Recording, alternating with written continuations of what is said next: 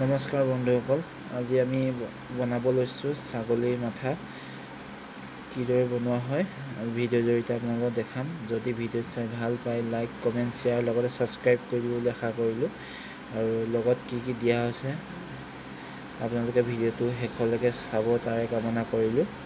বলকচোন ভিডিঅ'টো আৰম্ভ কৰোঁ।